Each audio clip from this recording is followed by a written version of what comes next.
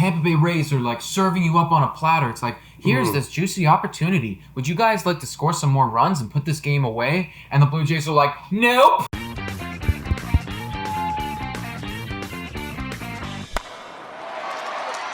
Hello, and welcome to Blue Jays Today, where we always have something to say about the Blue Jays. I am your host, Nicholas Playlog. And I'm your host, Adam Peddle. And today, we're going to break down the first series that we just played this year, which is against the Tampa Bay Rays.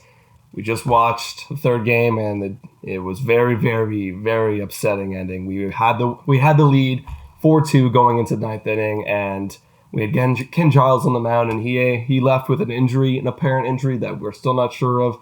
But regardless, tying the game, we scored in the top at the 10th, but Rays got two walk-off fashion. Kevin Kiermaier. That hurt me. That hurt my soul inside. You know, we were going 2-1. Pretty much died a little bit. A little piece of my heart just chipped itself off, and then slowly killed itself when that happened. But it's still early. This is the first series. We have many more series to play. Yeah, and I think that we gotta break this one down. You know, let's go into it. Yeah, let's definitely go into it. You know, first off, let's talk about some of the positives of this series. You know, yes, I know that we lost the series, but we did win a game. Mm-hmm. That's good. It's better than going 0-3, obviously. We got one game, that's positive. We got one game, and that was against an elite pitcher in Charlie Morton. You know, it's like, we showed that we can handle an elite pitcher like that guy, right? And I think that after we watched that game, I said specifically, it's like, this is a good place to begin, because now the young kids are seeing the aces coming up. Like, we're going to be playing Washington next time, and we're going to be dealing with some of their aces, and hopefully they won't be as scared going into those matchups. Yeah, and it's a warm-up series, and I think we both had them predicted to go 1-2. Like, everyone had them predicting to go 1-2 against the Tampa Bay Rays. Yeah. So let's talk about some more positives. Another great thing is in Game 2, Matt Shoemaker looked awesome. Hey, Matt Shoemaker did exactly what I wanted Matt Shoemaker to do. He looked like he didn't even miss a beat from last year, coming off his ankle injury or some sort of lower foot injury. Well, it doesn't even matter. Forget about that now, because this guy clearly didn't impact him at all, right? No. This guy pitched 6 innings, only let in 1 run, and had 4 Ks, but it was extremely efficient for those. Yeah, exactly. Start. There was literally, I don't think that there was ever a point in when he was on the mound where I was getting super worried. I wasn't stressed out or anything like that. He looked like all of those pitches were executing, and he was on his game. And that's the kind of Matt Shoemaker that we got to see a little window of last year. And I'm so glad that he's back healthy with the boys and being, in my opinion, our number 2 right now. Well, and he looked like a number 2. The way that he was pitching out there looked like a number 2. Mm-hmm. Ideally, even, when Nate Pearson comes up, be our number 3, because I will say one thing is, I find, Shoemaker's style to be very similar to Ryu and how they, what they do with their pitching, how they execute them and stuff. Yeah, they're not going to blow it past guys. They're going to locate and execute. Which is going to be so great for our team when we do get Nate Pearson in, because you're going to have Ryu tossing that 90 fastball, and then Nate Pearson tossing the 99, and then you're going to go back to Shoemaker, and it's going to have people all up in their heads during the series. So I love that. That's going to be great. We love Shoemaker. Another guy who really stood out was literally Cavan Biggio. Yeah. I'm so proud of what I saw from Cavan Biggio in these first 3 games, dude. Yeah. I saw everything that I wanted him to work on in the offseason, and I also saw a drive to win that I know we've been talking about a lot. Is just something that you notice it when players don't have it, and you also notice it when they do. And Cavan Biggio definitely had it. A lot of those guys have it. I mean, they've been saying all camp that they're literally they're going to shock a lot of people, which is excellent. And no, I will say I do love Cavan Biggio's play this week. He was definitely one of the standout guys. But there is something that Cavan Biggio had in his game that also a lot of the other guys had as well, and that is they're striking out still too much. They are K'ing too much. Currently, right now, on the Blue Jays team, we have 3 guys tied for 14th in Ks. That's too many, especially when you consider that 2 of those guys are Bo Bichette and Kevin Biggio literally our 1 and our 2 to lead off. Like when you K and we're trying to get to the pitcher early, that just makes it so much more difficult to do that. There's a lot of at-bats, and this is just me like watching as a fan, where even Bo Bichette, like he's taking good hacks, he's being aggressive, and I'm not faulting him for being as aggressive in his plate approach, but what it was happening where I would be seeing him falling down 0-2 early, and he's fouling pitches straight back, and he's looking good, but let's see what happens next series. That's something to keep an eye on if Bo's going to rebound. Yeah, I think one thing for Bo, and don't get me wrong, like I think I loved a lot of his at bats, but I would say remember that you are the leadoff guy, and remember that your main goal right now is to get on base, so then you can have your other guys slap you in and score some runs. Work the pitcher, get him deep in the counts, right? Because you got to be that one relaying the information back to Kevin, right? So it's gonna be interesting to look at. And that other third guy in strikeouts, Teoscar Hernandez. Our boy Teoscar. So here's the difference between, in my opinion, Hernandez and Bo.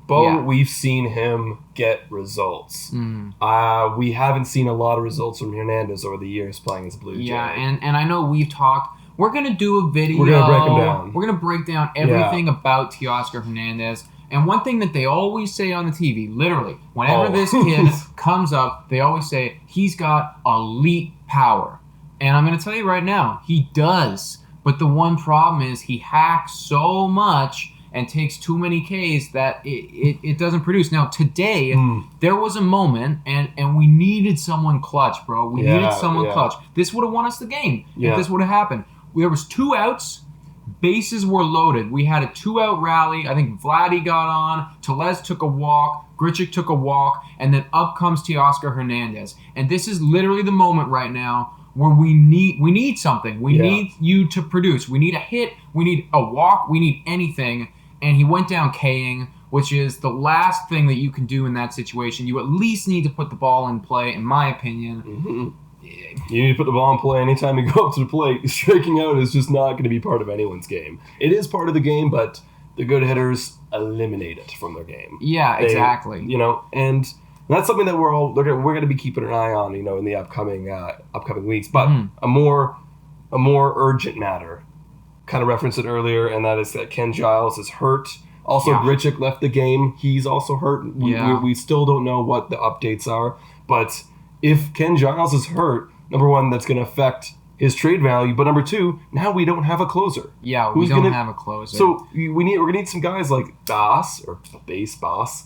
We're going to need a Jordan Romano. These guys who are going to probably step up into some roles earlier than expected. Yeah, and here's the thing, dude, is I think that after watching today's game, we realized that if we want to compete, we need a closer. We need someone to shut these guys down. We need someone solid right now. And, you could see, the command.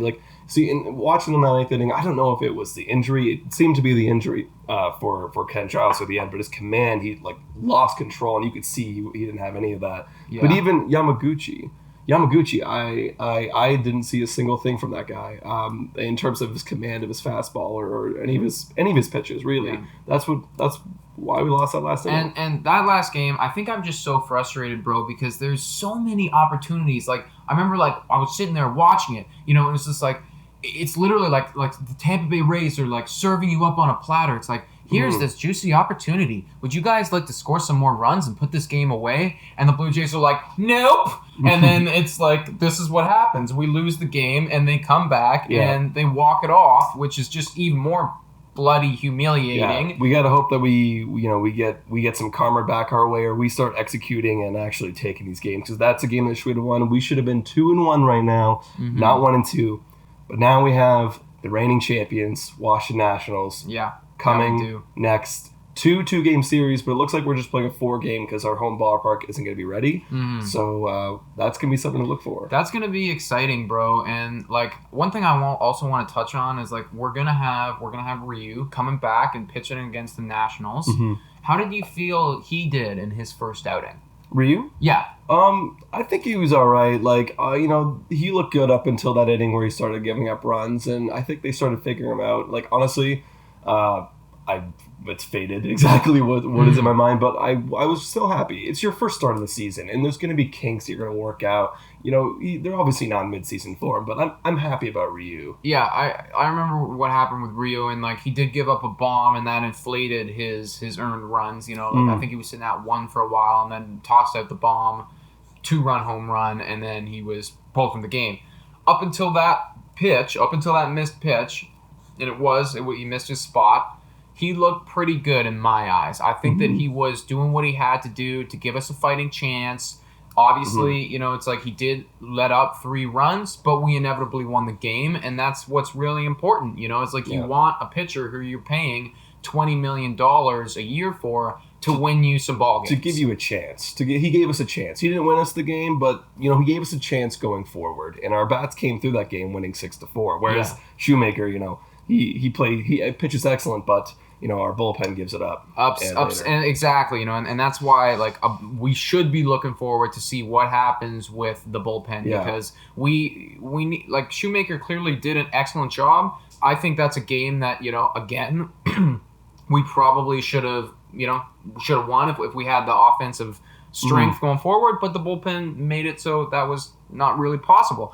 One thing I want to talk about too on offense is Vlad right now. Yeah. Vladdy Guerrero Jr. Now, he had, in my mind, what was a pretty successful opening series. I would agree. I liked his play on defense, Me too. I think he looked great. He definitely made a couple really good picks out of theirs. There was one play I remember in particular where he made a diving play to his right, but not being really fully aware that Kevin Biggio was playing deep in the 2 spot. So you kind of let those ones go if he's right behind you. And which actually covered, I forget who was the guy who got the base hit, but the pitcher had to run over. It was Ken Giles, actually. I think it was in that 9th inning. Oh, okay.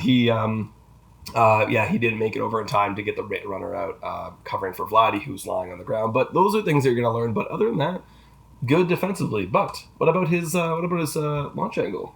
Yeah, and I mean, I'm if you guys saw the video that we did on Vlad, literally the main thing that we were saying, and a lot of analysts have been saying, was that the launch angle was not there. Was that this kid was just popping the baseball right now. Yeah, Kevin Biggio, the analysts were saying, Kevin Biggio's got a good undercut swing. That's why he was getting the ball in the air. That's why he hit that home run. Agreed. Now, Vladdy's got to try and incorporate some of that into his swing as well. Because a lot of these hits were ground ball that snuck through the infield. And, hey, man, everyone has those. And they work, and they're great, and you get a single, and you get on base. But I also want to see you put it in the air because I know, Vlad, I know that you can line this thing and murder some cutout fan images. Literally, you bro, could literally put a hole through. I want to see this ball with animated flames coming off of it and just fly through some innocent cutout's face and there's this blistering hole there. And I know that you're capable of that, but you gotta start getting that swing and just getting under it a little bit more, man. Absolutely. And I think I'm really excited to look forward to the series. This series against Washington, it's gonna be a challenge, and I'm excited to see what the guys can do against the Washington Nationals.